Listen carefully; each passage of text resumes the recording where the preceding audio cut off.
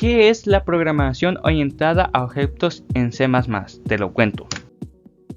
Aquí podemos ver en pantalla que es la respuesta que me dio la inteligencia artificial de ChatGPT. En conclusión, voy a resumir todo esto a unas simples palabras.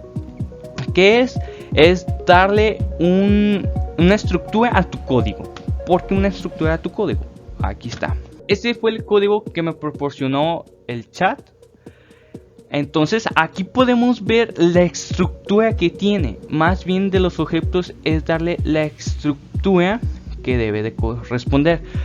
¿Por qué? Porque en la programación tenemos que ser bien específicos en lo que queremos hacer y el por qué. Entonces, si no tiene una estructura clara, si no tiene espacios, si todo está junto, créeme que eso se ve poco profesional y corre el riesgo de que si te sale un problema, sea más tardado encontrar la corrección de ese problema, porque todo está amontonado. Y como te digo, la programación es tú dándole a la computadora pasos de cómo hacerlo. O sea, no le puedes poner que Juanito salte, le tienes que poner qué va a saltar, cuánto va a saltar y todo. Debes de explicarlo, porque tú eres un maestro y la computadora es el código, es tu alumno y le tienes que enseñar paso por paso. Clases en la programación orientada a objetos. Es similar que aquí nos dan más a fondo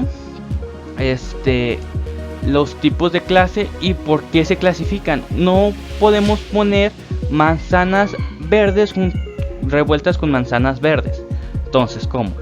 Una manzana es verde y la otra es roja. Pueden estar juntas, sí, pero no revueltas.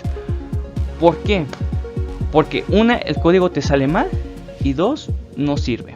En pocas palabras. Un objeto es una unidad que va a contener una serie de datos característicos del mismo objeto. El objeto lleva un nombre específico para poder diferenciarlo de otros objetos que pertenezcan a la misma clase. Para ejemplificar tenemos el siguiente programa en C++.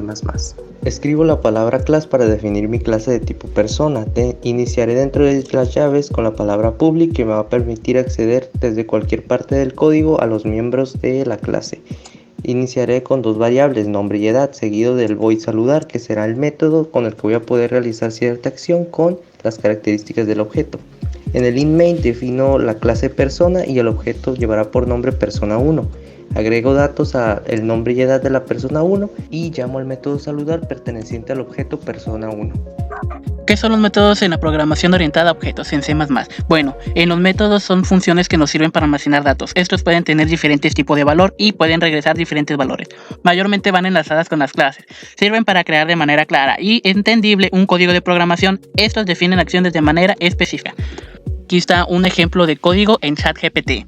Este es un código C++ que define la clase llamada coche y tiene un atributo privado que es velocidad y dos métodos públicos, es acelerar y en acelerar aumenta su velocidad en 10 y frenar disminuye en 10.